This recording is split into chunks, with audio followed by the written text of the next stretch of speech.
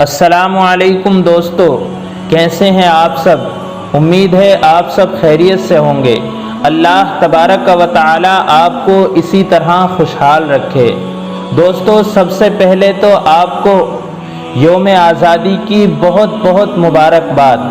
اللہ تبارک و تعالی سے دعا کرتا ہوں پروردگار میرا یہ وطن اسی طرح خوشحال رکھے۔ تو دوستو، ہم گفتگو کر رہے ہیں جنگ آزادی کے تعلق سے۔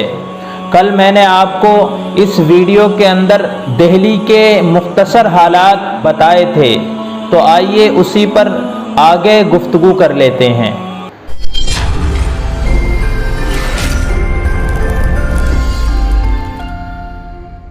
پیارے دوستو، اس وقت کے دہلی شہر کی منظر کشی ایک انگریز نے کچھ اس طرح کی ہے۔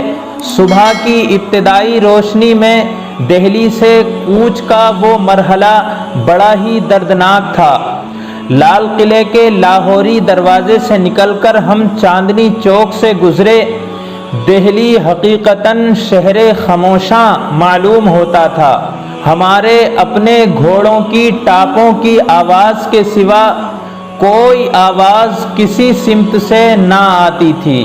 ایک بھی زندہ مخلوق ہماری نظر سے نہ گزری۔ ہر طرف لاشیں بکھری پڑی تھیں۔ ہر لاش پر وہ حالت طاری تھی جو موت کی کشمکش نے طاری کر دی تھی۔ ہر لاش تجزیہ و تحلیل کے مختلف مراحل میں تھی۔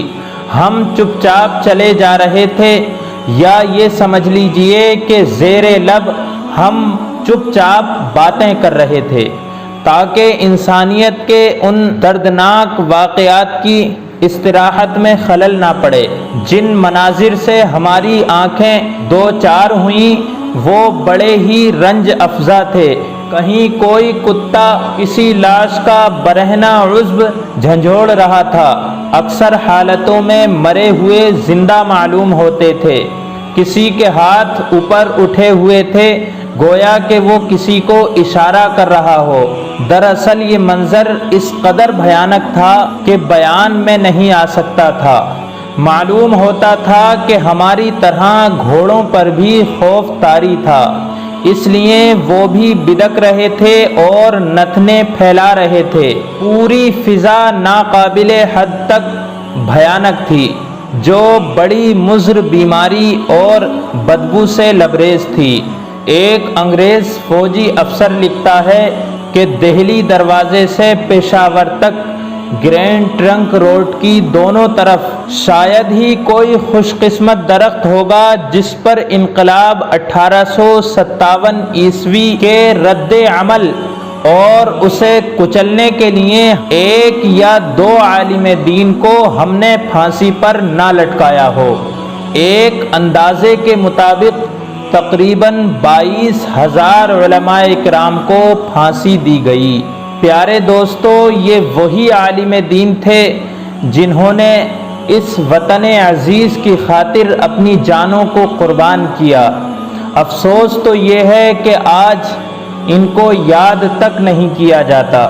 میجر ٹامسن اپنی ڈائری میں لکھتا ہے کہ دہلی کے مسلمانوں کے قتل عام کی منادی کی گئی، حالانکہ ان میں ایسے لوگ بھی شامل تھے کہ جن کا ہمیں علم تھا کہ وہ ہماری حکومت کے خواہش مند تھے، مگر ہمارے اکثر نوجوان تو محض خون بہانے کی خواہش پوری کرنے کے لیے اپنی ہی فوج کے ہندوستانی اردلیوں اور پوروی گھیساروں کو گولی سے اڑا دینے کی تمنا کا اظہار کر چکے تھے۔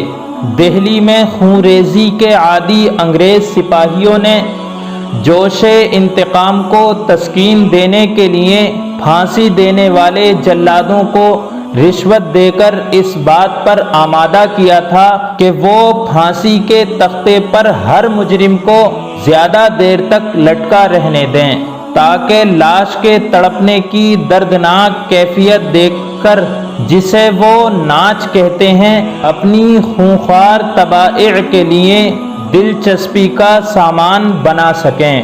تو دوستو، یہ تھی مختصر سی تاریخ جنگ آزادی کی۔ دعا کرتا ہوں پروردگار عالم ہمارے وطن عزیز کو خوشحال رکھے۔ لیکن ایک بات کا دکھ یہ بھی ہوتا ہے کہ جن علماء اہل سنت نے اس وطن کی خاطر اپنی جانوں کو قربان کیا، آج انہی کا چرچا تک نہیں ہوتا۔ اللہ تبارک و تعالی ہمیں ان کا بھی چرچا کرنے کی توفیق عطا فرمائے، آمین۔ ملتا ہوں ایک اچھی ویڈیو کے ساتھ، تب تک کے لیے بخیر۔ السلام علیکم ورحمۃ اللہ وبرکاتہ۔ دعاؤں میں ضرور یاد رکھیے گا۔